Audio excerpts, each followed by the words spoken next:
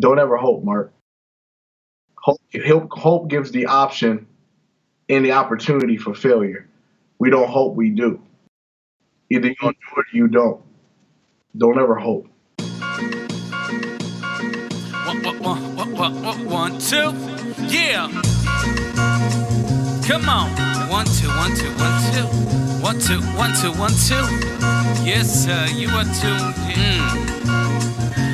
This is for the SB1200, ASR 10s and NPC heroes. This is for the crate digging, loop getting, sound manipulators, the Fruity Loop reasoning machine innovators that pump the bass and frequently freak the kick in a stand till it slaps in your speakers. The sound providers that make sure the song is tight. Shout out to the producers, beats grinding live. Shout out to the producers, beats grinding live. Welcome to the Beats Grinding Life podcast with your host Siren, a weekly interview podcast with inspiring music producers, where every week you will learn from a different music producer how to potentially take your music career to the next level. What's up, Beat Grinders? This is another episode of Beats Grinding Life, and I'm so happy that you guys are tuning in with us.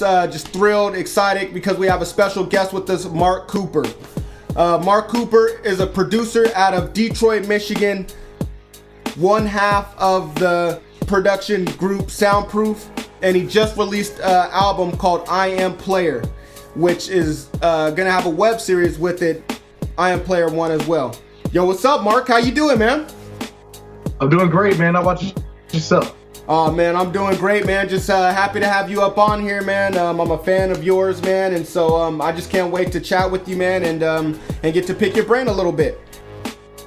Okay, that sounds great. Thanks for having me on. Yeah, man. Well, I read a brief intro on you, man. Why don't you elaborate on that intro and just let the Beat Grinders know a little bit more about yourself? Okay. Hey, I'm Mark Cooper, one and a half of Soundproof.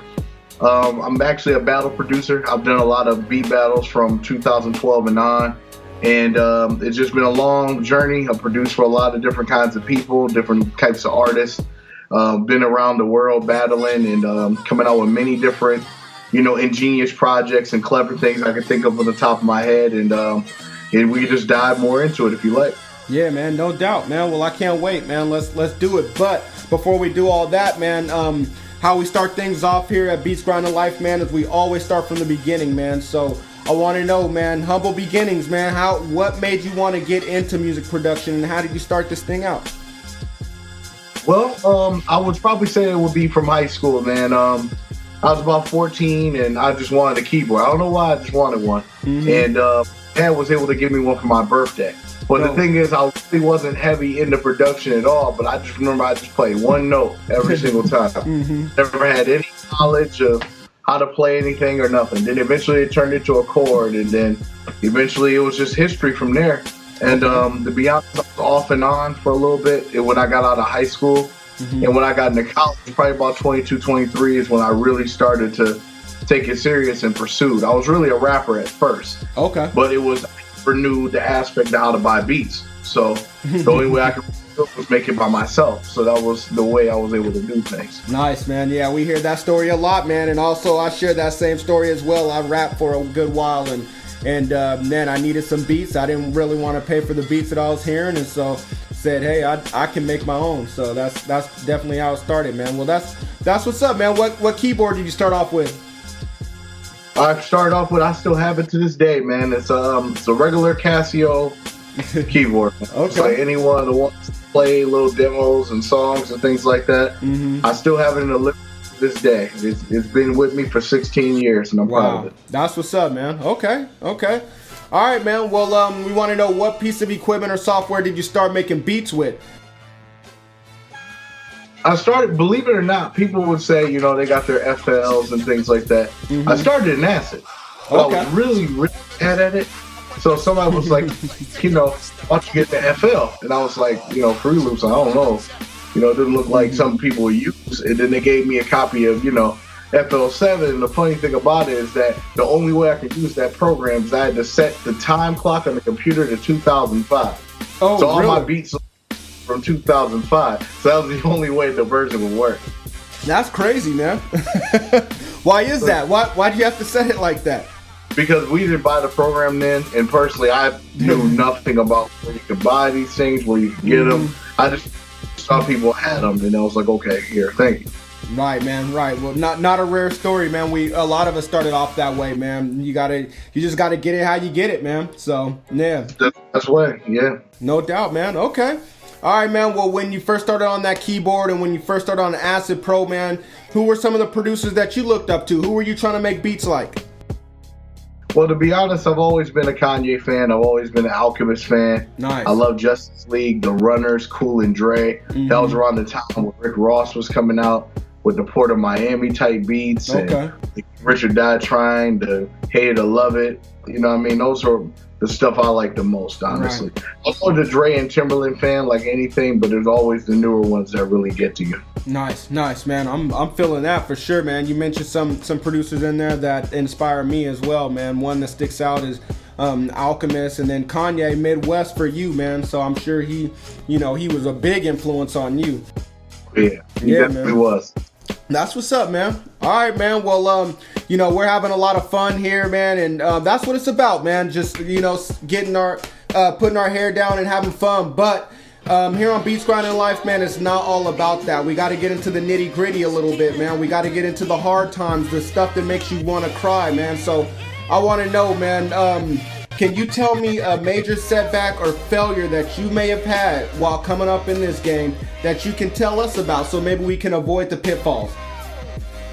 Well, one of the main things that's happened to me is like when you get started in beat battles, like 2011, 2012, constantly getting knocked out the first round and think, are you really good, or is this something that's set up, or you're not made out to win? You start thinking and contemplating a whole bunch of things like that. I remember certain scenarios where they will have an individual they were a favorite of, and then you're the nobody, the new guy.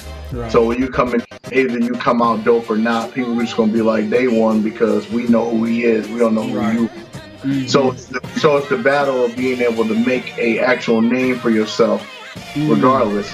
What we could do is to keep up. And the funny thing is, Blizz was also going through the same thing as well. We're both out of the first round with certain things. Now, I never met him before. That's kind of how we met, because one of the stories is that I came back from California, like working for Disney back then. I worked for them, so it's a long trail for me.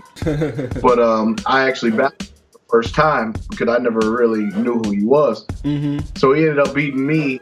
It was like, damn, well, my ride just left. Now, keep in mind, Blizz was 19. We couldn't figure out how he got battles. But we never even noticed that till later. Right. But I'm a lift or whatever, and I said, in the car when I dropped him off, I said, what we should do? He's like, what? I said, no matter what, we should attend every battle that ever happens. Win or lose, we have to attend every single one of them. Dope. And he said, do it. And then that's the best, and then that's the rest is history. Then now we just beat everybody. You know what I mean?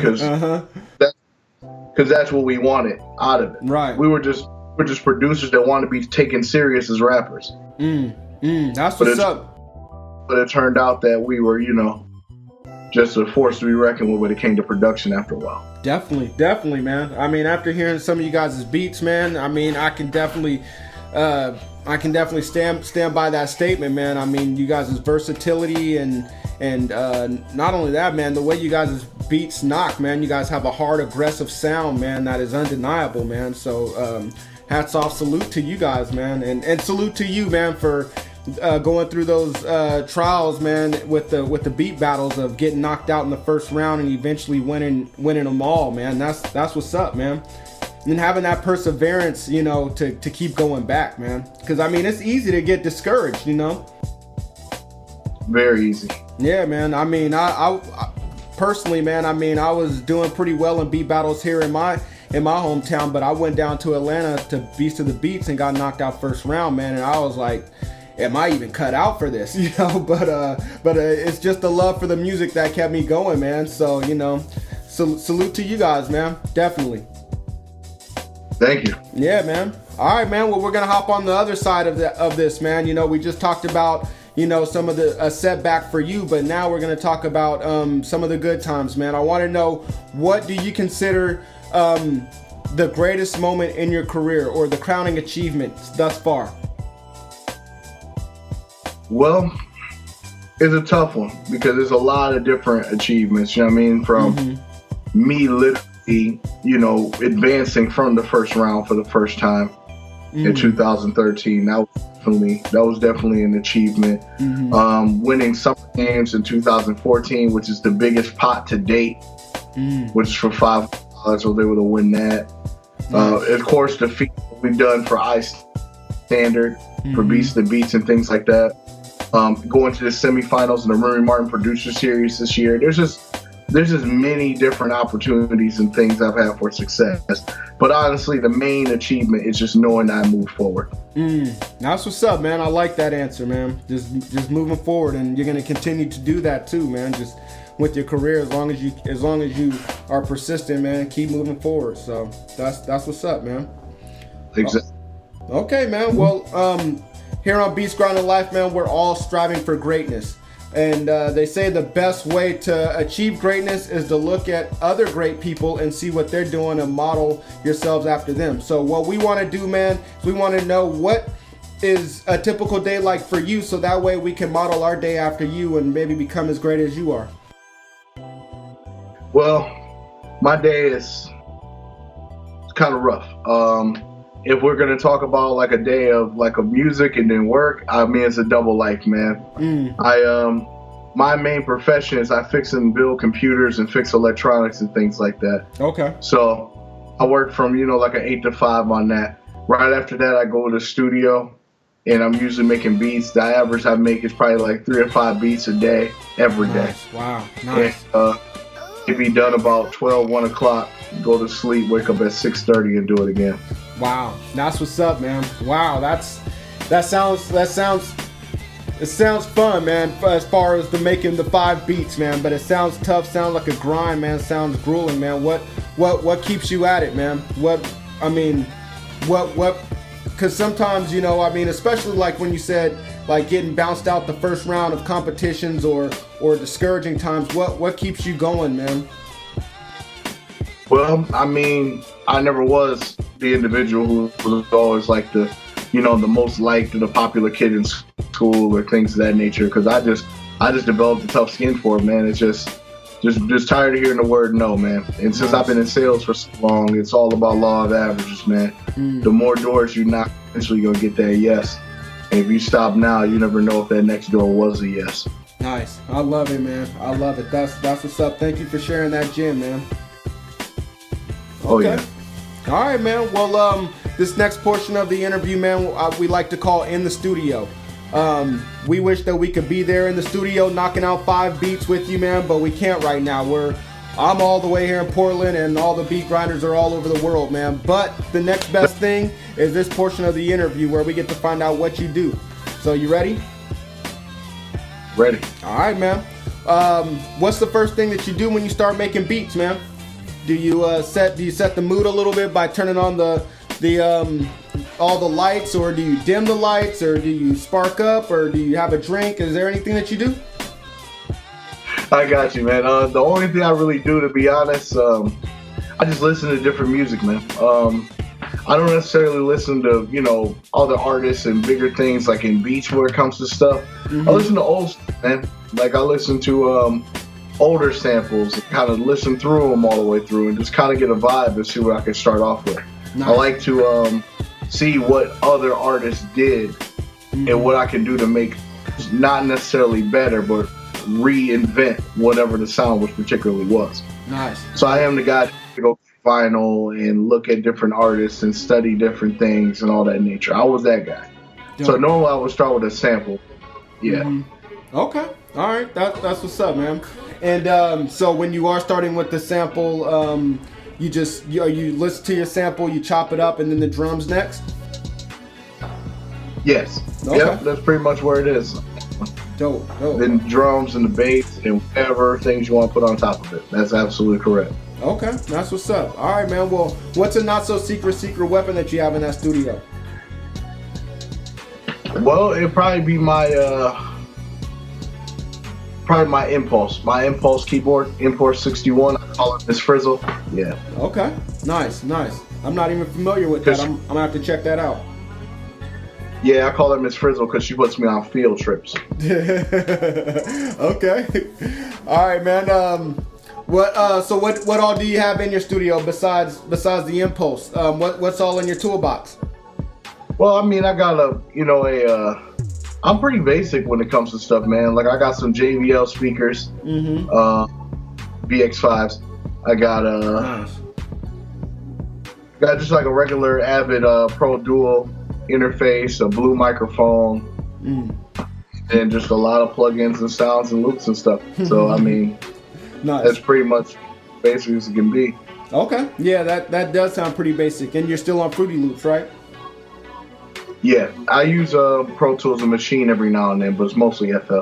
Okay, that's what's up, man. Okay. All right, man. Well, this next portion of the interview we like to call In the Mix. We're going to speed things up a little bit. It's rapid fire. But if you need more time to come up with a thorough answer, man, we definitely understand and we definitely encourage it. So, you ready? Okay. Yeah, I'm ready. Okay. Do you prefer using samples or making beats without samples? I prefer samples. Oh, nice. Okay. What's your opinion on selling and leasing beats online? The common sense of leasing a beat is kind of like getting beats from a fast food chain kind of setup. Anybody can have the reach to it. Non-exclusive is like a home cooked meal. It's something somebody can only have by themselves. Nice. I like that, man. That's tight. Okay. A plugin that you think every producer should have in their arsenal? I would say Silent. Okay. That has not been mentioned that many times, maybe one other time, but that's what's up. Okay. Do you have a book that you think every producer should read? And it can be music related, but it doesn't have to be.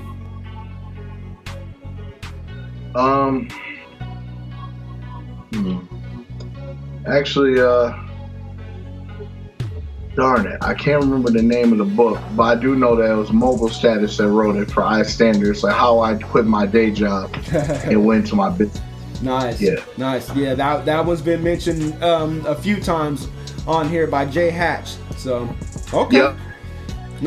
Nice. All right. Well, B Grinders, I will have a link for that on the show notes under Mark Cooper. So you guys go check it out if you haven't already. I'm sure you guys have. But is there an internet resource that you use that you think every producer can benefit from? When I say internet resource, I mean a website or a mobile app. I actually, believe it or not, I recommend going to Who Sample. Oh, nice. Okay. That's what's up, man. What is on Mount Rushmore, there's 4 presidents up on there, but we're wiping the presidents' faces off of there, and we're putting producers up there now. You've been given the duty to come up with the 4 producers that are going up on Mount Rushmore. Who's up on there? All right, it would definitely be it'd be Dre, Timberland,